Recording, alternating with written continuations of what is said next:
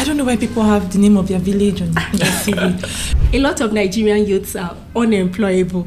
You now have the name of your village, your local government, your town, your age.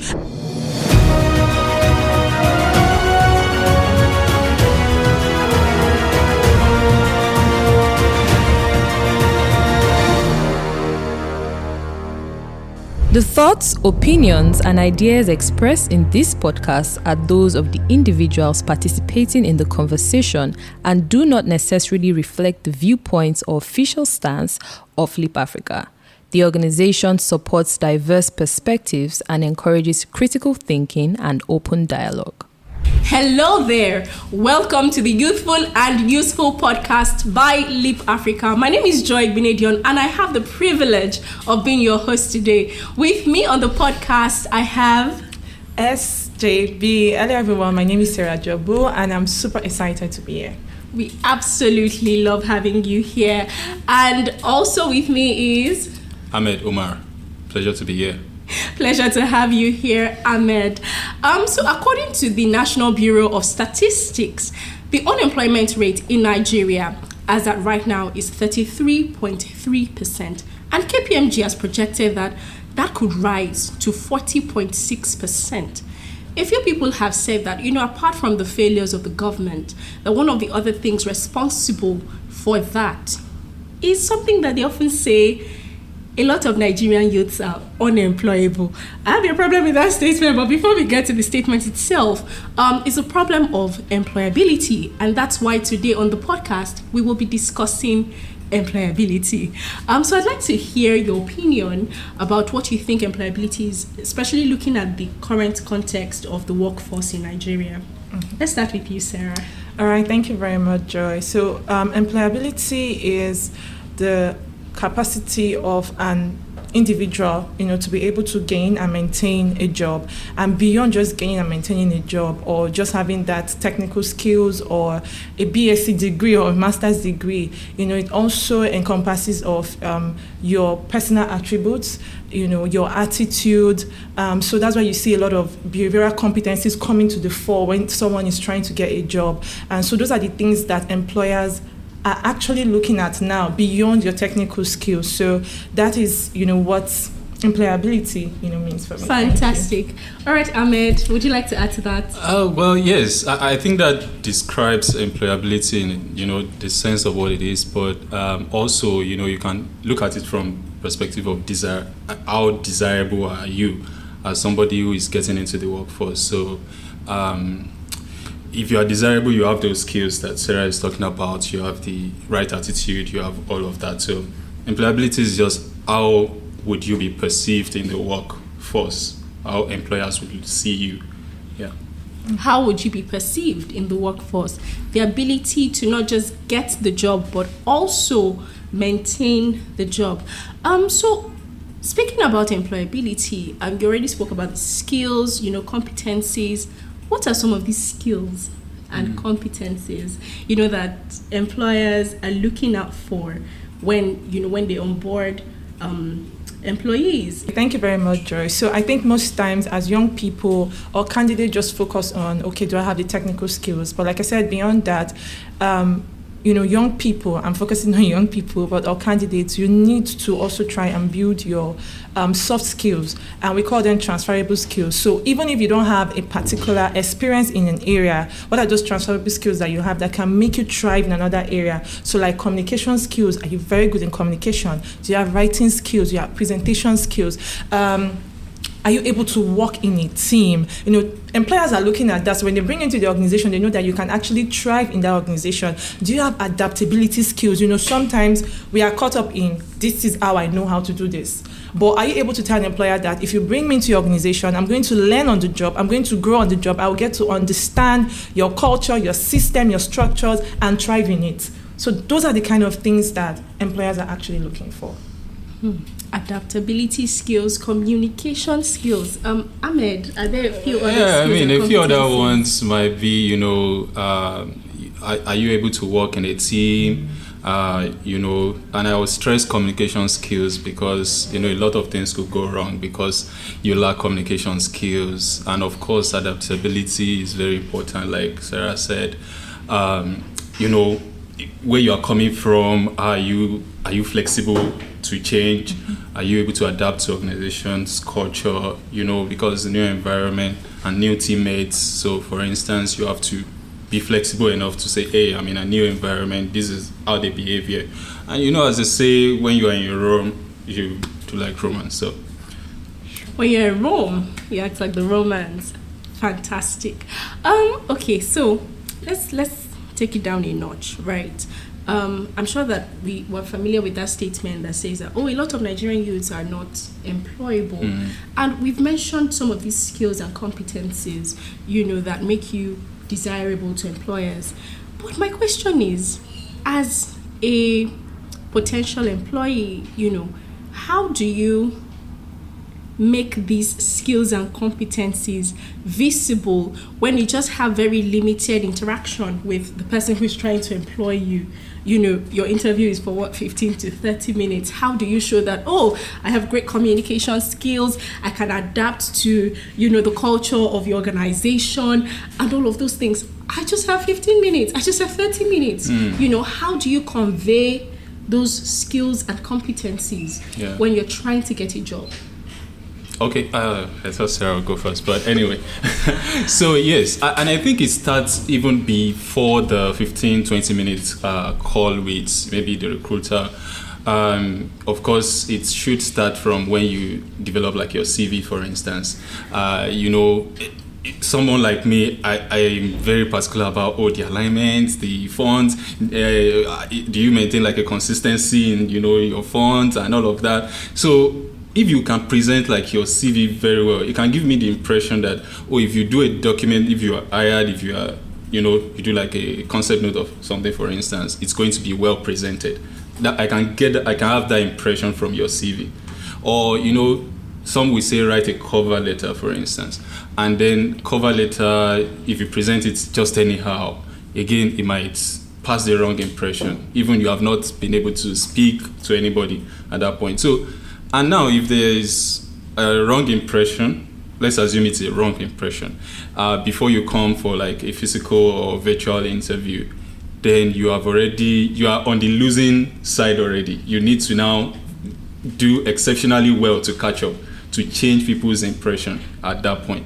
But if you already, presented yourself very well, maybe through like CV and your presentation very good, and all the emails that you are sending before that time were presented and all, I think recruiters would, feel like, okay, this looks professional, and at that point, it might even be a wrong impression. You might not be as professional, but at least you're on a winning side already. Yes, and so at that point, if you are speaking to them, then of course you already have some advantage. So you already have some advantage. That's it.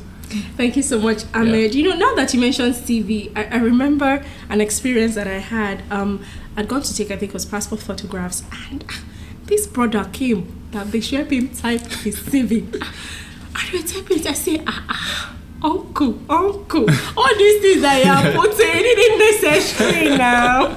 These things are not supposed to be on your CV, and I think that that's a huge gap that needs to be filled. So Sarah, I want you to talk a bit about, the essentials that should go on your CV. People put things like date of birth, marital status, I saw some interesting things on that CV. I'm like, no, remove it. So I want you to tell us some of the things that are essential that need to go on your CV and some things that you need to remove. As you are listening like this, as you're watching like this, bring out your CV, remove it. You understand? And also beyond the CV, some other things that people should look out for when they're trying to get a job. Okay, thank you very much, Joy. So I was just very happy when you're asking that question because I don't know why people have the name of their village on their CV. For recruiters, the first thing when we take up a CV, the first page of your CV tells me if I want to continue looking at the CV or not. So some of us have jargons on that first page. definitely your name should be there. You have no bio, a brief bio that tells who you are, what you can do, and the kind of organization that you want to work in, just selling yourself briefly already. You now have the name of your village, the local government, your town, your age, and just imagine if that job is like age specific, because sometimes employers can, bend some kind of rules. They feel that, okay, this person have the skills. Okay, the age doesn't matter. But you already tell them that you were born 1980. Oh, which, sometimes shouldn't be so. Mm-hmm. But for some entry-level roles, like internship, they require that. We see a lot of that. So age gap. So your age is there, your, marital status, the number of children. I've seen that. I've seen that. I have 3 kids. I've seen that. I've seen that before. So I believe that. So first, the first page, just have a brief bio about yourself. Then just list out where you've worked. And it's very important to highlight your achievement. Don't just write your responsibility. I was the one that was asked to do this, prepare budget. No, I prepared the budget for. So as you're listing, you can have a part that says achievement on that job and responsibility. So the recruiter already knows that this person has the skills to do this job. They've done X, Y, Z. So they are very eager to meet you. But when it's just vague, they're not clear. And some people don't even list responsibility or achievement. They just go on to write the name of the place, or you see, okay, I think another one I just remembered now is, why do you have your secondary school there? Especially, you've done university. Okay, so you did BSc in this, and you see, I went to this high school. It's not necessary. Primary school, no. Exactly, primary school. But it's not a civil service job. But anyway, those are things that we shouldn't have in our CV. So your bio, where you've worked, your achievement there, your responsibilities, put your skills, the things you can do, sell your soft skills there, sell your, trainings you've gone for, so they know the technical skills that you have, trainings, they even know that you're somebody that is very invested in learning. Mm-hmm. So they're not bringing someone that will just come and become obsolete at the end of the day. So those are the kind of things that, future or prospective employees should highlight in their CVs. Fantastic. I like the fact that you mentioned trainings, right? And I'll come at it at an angle that you're probably not thinking about. So earlier when I talked about this statement, a lot of Nigerian youth are unemployable. I said I had a bit of a problem with that statement. If we're being honest, right, even with writing your CVs, selling yourselves, our education system as it is today does not provide the support that people need to be employable. So you find someone who's just been recruited into an organization and they cannot use Microsoft Word. They cannot use Excel. These are like basic, and you're wondering, but you graduated from the university. Well, they probably didn't do assignments that, necessitated them having those skills. They've never done presentations before, all of those things. Our education system is lacking, right? And so when we say that right off the back, this person is unemployable, I then begin to think about, growing up, and I see my parents going for trainings, uncles that work with multinationals, they're going for trainings that are sponsored by their organizations, to the point where they become so skilled at these things, so proficient that even they are now training people. What role does the organization play, the employer play, in upskilling Nigerian youth? Because if we're being honest, it will take a lot, to get to that point where off the back you're employable, where a majority of our young people come out of the university and they're employable. So what role does the organization play, in upskilling young people? Sarah? Okay, thank you very much, Joy. I think when you're even speaking about, you talked about, when we go to universities, we are not taught employability skills. We just go and study a particular course. Like I studied history, So I believe that for organizations should be invested in their people. expect people to grow on the job. You expect them to deliver on the job. So what provisions or resources can you make available for employees so that they can have access to trainings, they can have access to resources? And it does not even have to be, a lot of resources are out there, free resources for people. So employers can actually encourage it. I know that right now in the world of work, a lot of employers pay for learning and development, like we do at Leap Africa. So those are the kind of things that encourage employees to even stay longer in an organization. And also, just speaking to another part of it, beyond employers or organization, as an employee, you need to own your own learning and development journey.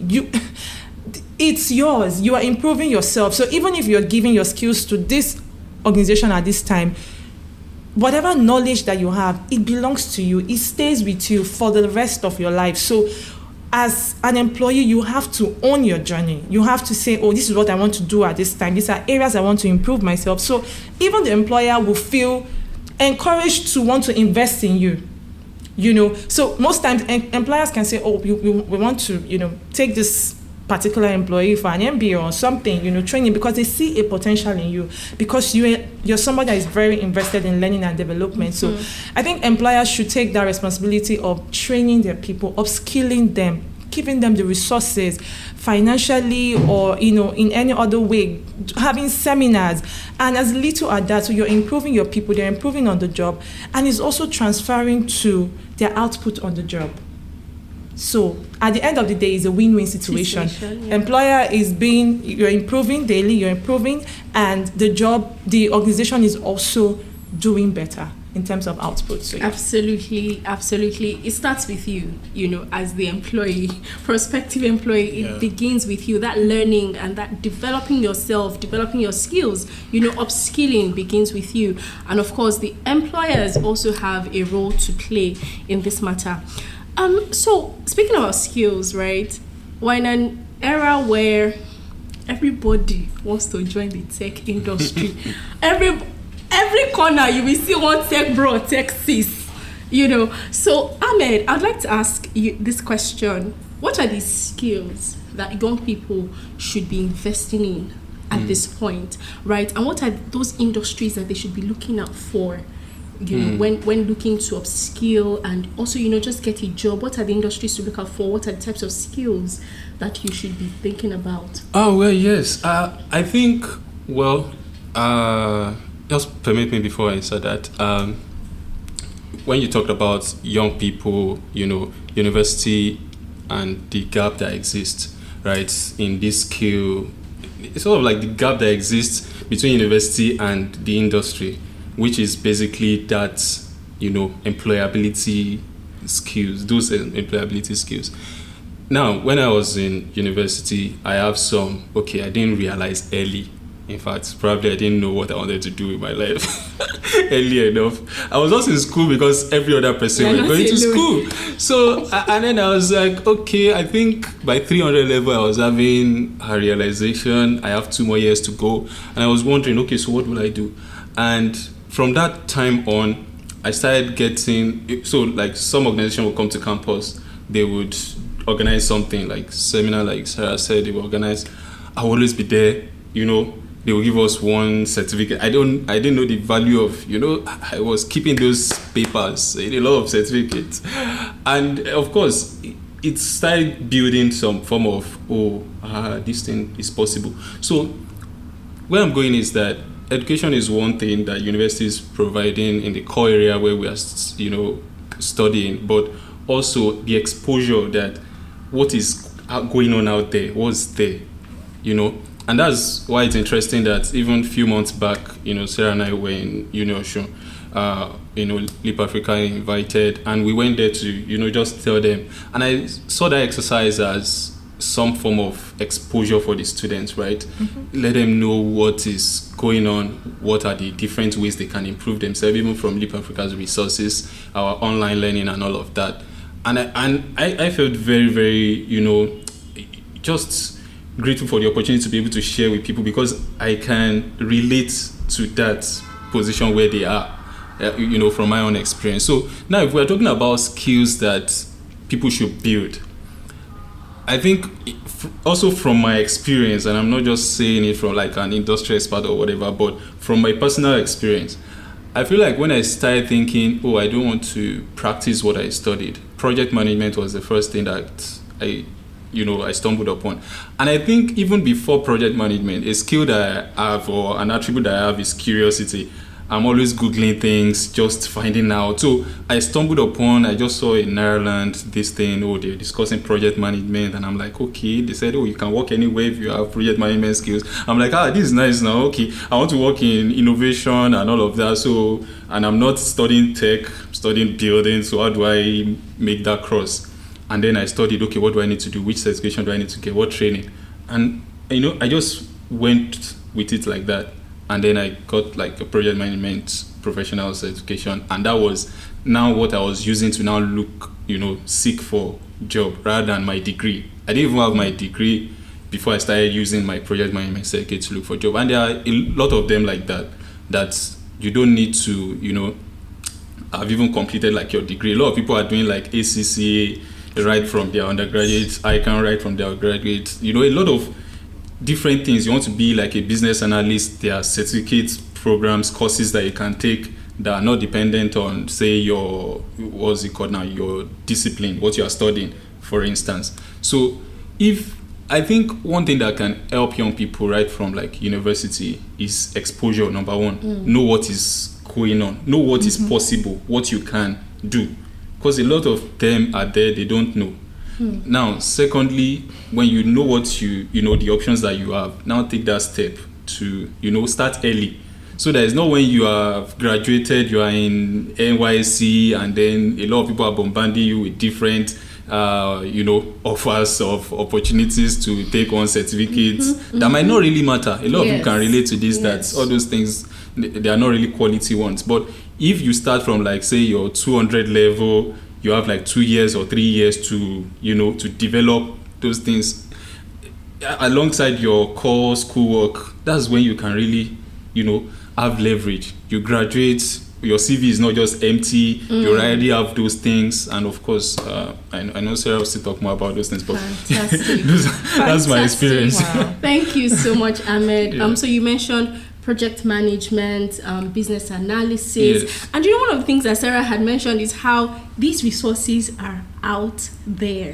Literally, on our phones all day long. Everywhere. You can search for these things, So Sarah, are there other skills that you'd like to add and some other industries that young people should look out for? So I think right now, AI is here. I just wanted to make that, mention that, and I think it's very important that young people, like Ahmed said, just stay updated with what is happening. So, some people have not even embraced it yet. They're like, oh, what is this? No, it doesn't make any sense. Embrace it and see how you can maximize it for your own good. Learn it, because that is actually where the future of work is going to. We're going to have more technological innovation. So it doesn't matter if you're not a techie person, but there are different areas where you can start learning and seeing how you can maximize, these new trends that are coming up, across the world. And speaking about new trends, and I think that's one thing I really want to talk about, is sometimes we want to just stay with the knowledge that we have. We're not open to learning new things. What is going on in US? See, it will help you become an international, candidate, somebody that is fit to get any kind of job, any part of the world. Right now people can be in Nigeria, they are working in, US. People are in US and they're working in Nigeria, so many remote jobs. So as young people, I would say stay updated with trends. Now they said the future of work is, technology, is innovation. So what do you want to learn in this space?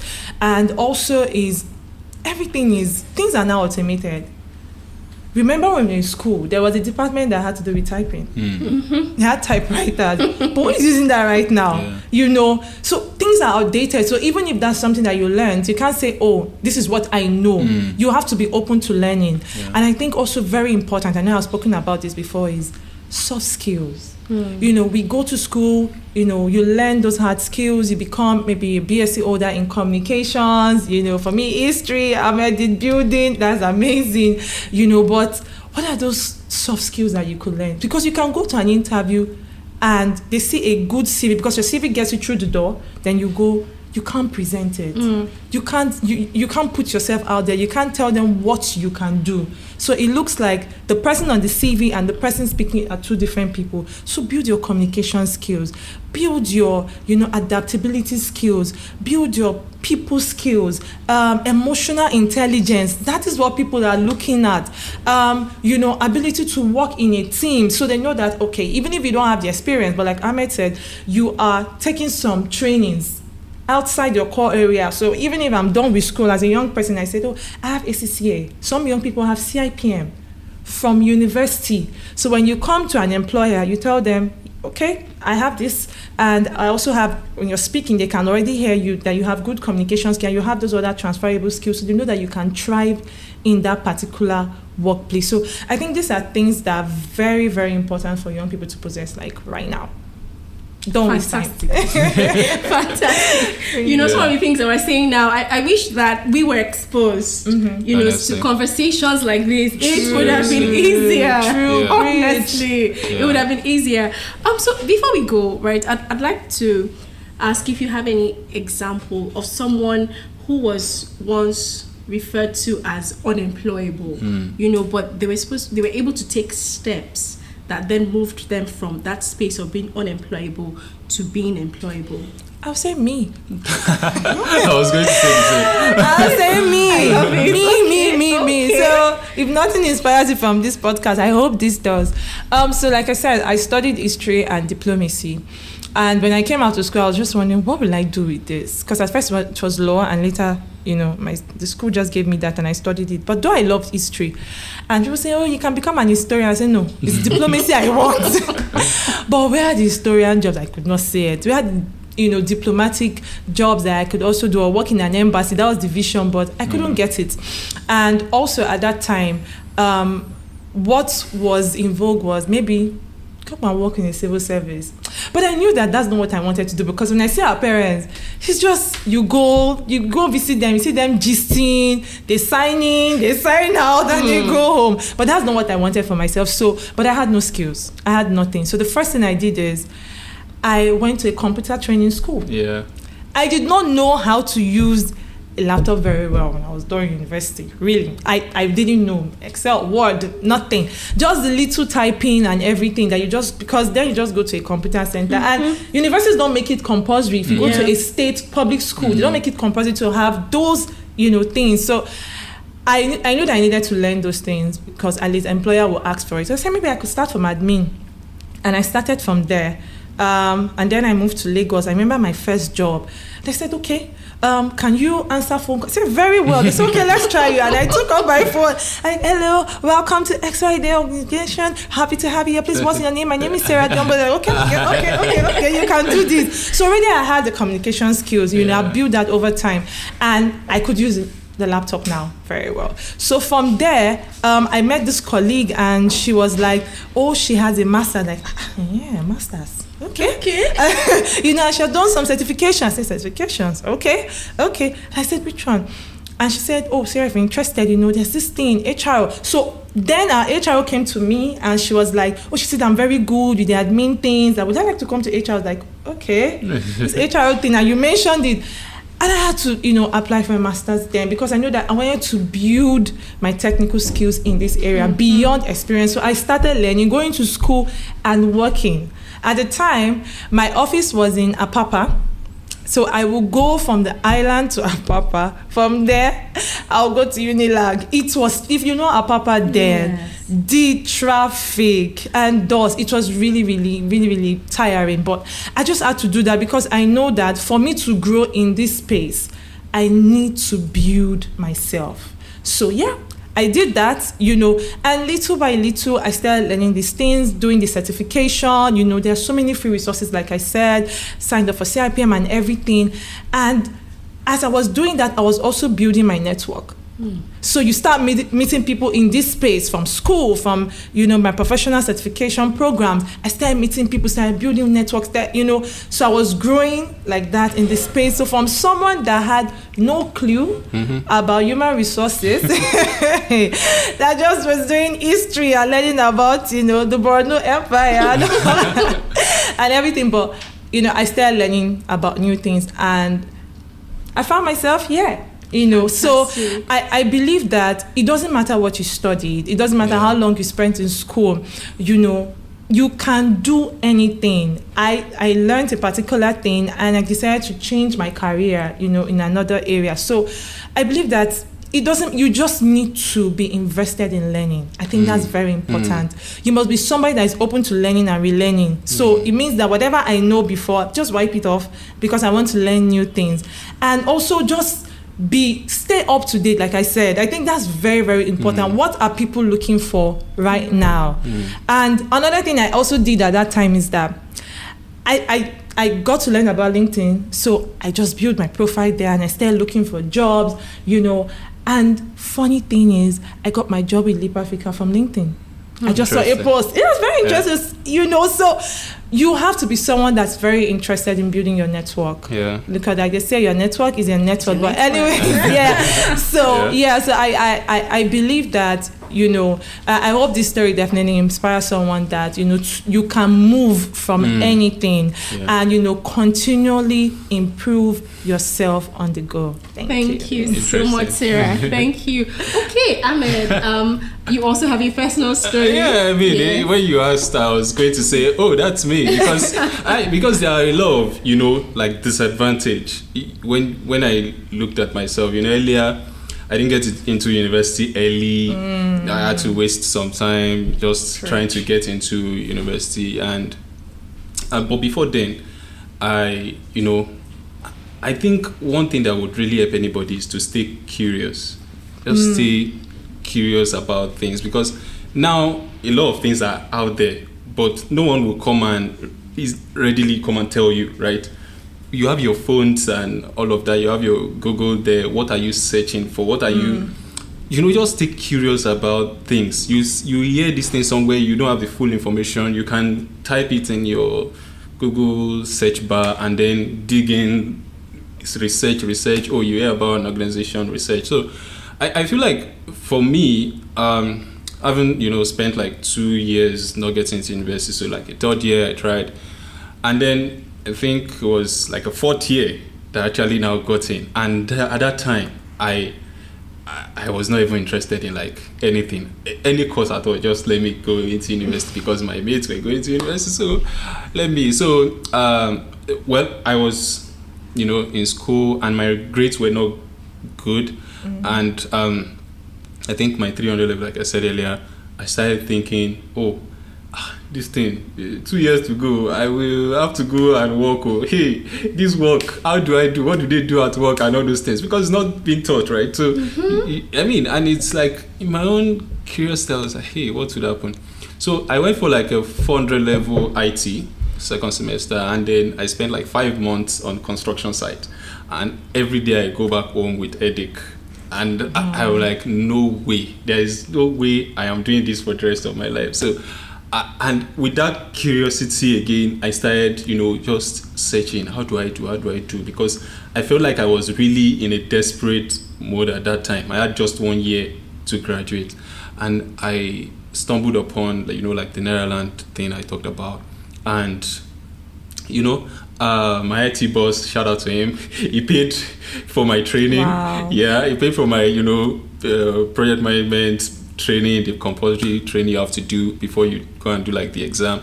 And that gave me the what was it called now, motivation to, after the training, called my dad. It's hey, my boss paid for my training, now exam is this amount I have to pay. And then, of course, he was also happy to hear that, my boss paid for training. Of course, exam, I'll pay. And then I wrote the exam in 2 weeks. I said, you are now a PMP. I was so happy. But even at that point, I didn't know how valuable it was. So I just had, and then I thought, okay, if this thing is as valuable as people are saying, because people were telling me that it was really valuable, then let me start using it to apply for a job instead of my degree that I've not even finished. I have my final exams coming, so I've not even written it. So I said, okay, I'm going to be sending these out to people that I can find online. So I started going online. My friends that were more enlightened than me, I started looking at the friends that they make on Facebook. So I would see, where is this person? What does it do? So I'll connect with them. So somebody accepted, and then I texted, hey, I need to talk to you. I'm looking for an internship. And the person just sent me his email and said, send your concerns to this email. And that was it for me. But even mention that my grades were not good, so I was on a 2-2, and I was even thinking, there's first class, there is second class, upper. How do I compete with these guys? So I think there was some form of self-awareness there as well, that, okay, I'm not going to be able to compete with these guys in, like, even if, P&G is recruiting or something, somebody comes to, it's coming to campus to come and recruit, I'm not even going to be there, but I want to be able to, pitch something to someone that this project management, I know it to this extent, I have a certification that proves that, and then I started doing that, and I feel like that was it. And again, for me, I think if you stay curious, it should show in your work as well. Even when I got the opportunity, I was trying my possible best to see that I am not a disappointment to myself, and even to the people that took a bet on me to say, hey, we are giving you this internship. So I was taking on tasks or even projects that were beyond my understanding. I was learning on the go. Like, I would stay late, not because somebody is asking me to stay late, but because I need to catch up. I need to, I'm working in a place that I didn't study for, but I'm, trying to apply my skills and everything. So on the go, I was researching, reading, doing everything all in one. So I feel like if you are not talking about someone today who is interested in, like, looking for a job, or either based on what they studied or not, I think it would be number one. My number one advice would be to be curious enough and take action on that, your curiosity. Yeah, like, look for things, look for organization, find out, have a leverage, like, think about what could be, what is that thing that you can pitch to someone, that your own unique advantage. Like, for me, in my class, I got the PMP. I was the first to get it. In fact, in my old class, I can't even in my old faculty then I got the PMP. And the thing is that it improves my own level of exposure, right? Because a lot of people then didn't even pay attention to it. They didn't know they were doing their own thing, and I was not even top. I don't even know my number in the number of people that are in my class. Maybe my grade, I don't know where I fall. Maybe it's top 10. I don't even know. So, but everybody knew. Some people even start calling me, hey, PMP. It's just something that was interesting, right? And it was something that I started pitching to different people and saying, hey, I can. I even took training on campus. Even before I graduated, I took trained some people. Somebody invited me and said, hey, you're a PMP. I heard you're a PMP. So there's a training that's coming up. Can you take some? Yeah, I did. And, from that point, I felt like some of my even colleagues were influenced. And they started taking, I think, at least 4, because we still have like a WhatsApp group, at least 4 people have a PMP now, right? From there. We used to say, hey, another PMP minted today. So again, all these skills, certification, but of course, stay curious. Thank you so much, Ahmed. Thank you so much, Sarah. You have both shared very valuable information today. Thank you so much for joining me on this podcast. And to our watchers, our viewers and listeners, you have heard it all. What is your unique selling point?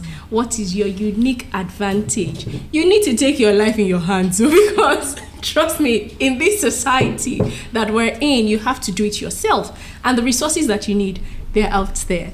Apart from your hard skills, build your soft skills. Network. You don't have to meet the people at the top, right? Start from your circle. Somebody knows somebody that knows somebody. Network. Build yourself, and trust me, you'll be a candidate of choice very, very soon. Thank you for watching today's episode of our Youthful and Useful podcast. And until we come your way again, I remain Joy Igbinedion. I am Sarah Johnbull. And Ahmed Umar. Thank you so much. Thank you so much for watching. Stay youthful and useful.